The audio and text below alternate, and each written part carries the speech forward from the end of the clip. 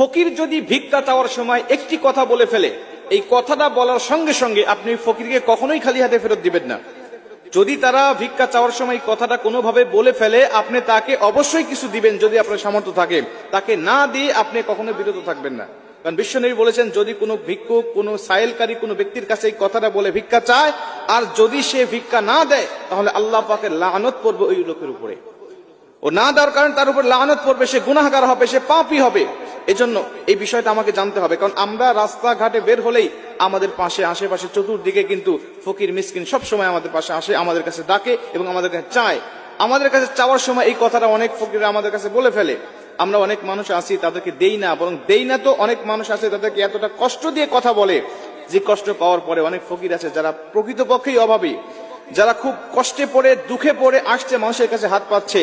এদের কাছে যখন কোনো মানুষ গালমন্দ করে কোনো কথা বলে, তারা দু চোখ দিয়ে শুধু পানি বেয়ে ছেড়ে দেয়, কিছুই করতে পারে না। আমাদের সমাজে অনেক মানুষ আছে যারা প্রকৃতপক্ষেই পেটের দায় তারা ভিক্ষা করে। অনেক মানুষ আছে যারা এটাকে বিজনেস করে নিয়েছে, যারা স্বভাবগতভাবেই 10 বছর 20 বছর ধরে সুস্থ সবল মানুষ, কিন্তু তারা এই ভিক্ষা বৃত্তির উপরেই তারা চলতেছে। তাদের উদ্দেশ্য আজীবন আমি ভিক্ষা করি, খাবো, আমার সংসারটা চালাবো।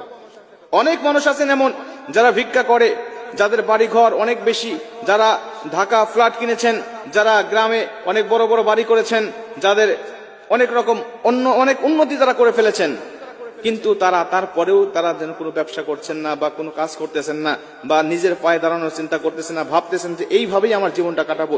এমন কোনো ব্যক্তি যদি চায়, তাহলে আপনি তাকে না দিয়ে যদি বুঝাইতে পারেন, সেই বিষয়টা আপনার ব্যক্তিগত ব্যাপার। কিন্তু প্রকৃতপক্ষে যারা অভাবী, দুঃখী, এরা যখন আপনার কাছে চাইবে আর এই কথাটা বলবে, সেই কথাটা কি? আল্লাহ রাসূল সাল্লাল্লাহু আলাইহি ওয়াসাল্লাম বলছেন, যেই ব্যক্তি তোমার কাছে ভিক্ষা চাইবে আল্লাহর রাস্তে, বলবে যে আল্লাহর রাস্তে আমাকে কিছু দান করেন, তখন তুমি ওই ব্যক্তিকে ফেরত দিবে না। কারণ যেই ব্যক্তি আল্লাহর রাস্তে কোনো কিছু কোনো মানুষের কাছে চায়, ওই ব্যক্তির উপরেও লানত, আর যেই ব্যক্তি ওই ব্যক্তিকে ফেরত দেয়, সেই ব্যক্তির উপরে লানত।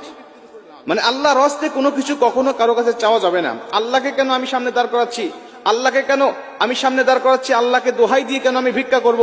আল্লাহ রাসূল বলছেন ওই ব্যক্তির উপরে আল্লাহ লানত। আর আল্লাহর জন্য চাওয়ার পরেও যদি কেউ না দেয়, তাহলে তার উপরেও লানত।